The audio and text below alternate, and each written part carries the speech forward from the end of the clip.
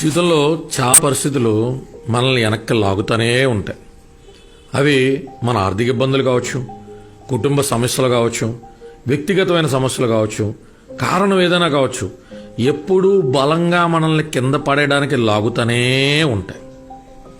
అప్పటిదాకా మన అనుకున్నోళ్ళు, మనతో ఉన్నోళ్ళు మన చుట్టుపక్కలే ఉంటూ ఎందుకో తెలియని ఒక ప్రేక్షక పాత్ర వహిస్తారు తప్ప ముందరకొచ్చి చెయ్యిచ్చి బయటపడేసేటువంటి ప్రయత్నమే చేయరు. వాళ్ళు ఏమన్నా చేస్తారేమో అని మనం ఆశగా చూసి అక్కడే నిశ్శబ్దంగా ఉండిపోవడం తప్ప ఒక్కడుగు కూడా ముందరకేసేటువంటి అవకాశం ఉంటుంది.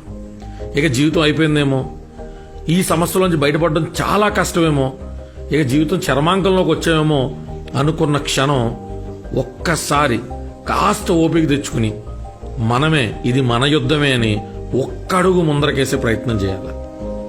ఆ ఒక్కడుగుతో ఒక్కసారిగా మనం బయటపడిపోవచ్చు, కానీ ఆ ఒక్కడుగుతో మనలో మిగిలి ఉన్నటువంటి నిద్రాణమైన శక్తి ఇంకాస్త ఎదరకు కల్పిస్తూ ఉంటుంది.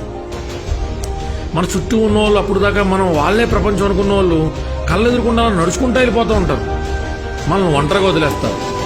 వాళ్ళు మన దగ్గరికి రాలేదే అనేటువంటి బాధ కంటే మనం ఎలా ఈ బాధలోంచి బయటపడాలనేటువంటి ఆలోచనే మనకు ముఖ్యం అవ్వాలి.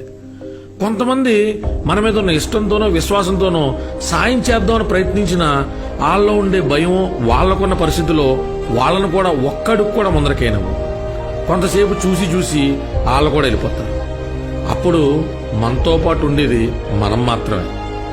మనమే ఎక్కడ లేని ఓపికని కొంగదీసుకుని ఎదరికెళ్లే ప్రయత్నం చేస్తే అప్పుడు దాకా పిలవని బంధువులు, తెలియని బంధువులు కూడా ఆపద కాలంలో ఆదుకోవడానికి అదిగో అక్కడున్న నీటి ఏనుగులు వచ్చినట్టు కాపాడడానికి వస్తాయి.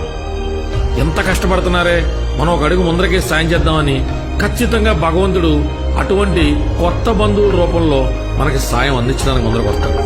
మనల్ని ముందరకి తీసుకెళ్తాడు కూడా, మనల్ని ఆ సమస్యలను బయట పడేస్తాడు కూడా.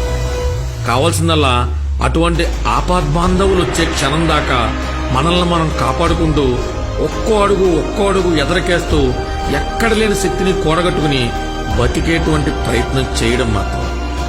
నిత్య జీవితంలో తెలియని, చెప్పుకోలేని కష్టాలతో బాధపడుతున్న మిత్రులందరికీ ఇది కాస్త ఊరటనిస్తుందని ఆశిస్తున్నాను.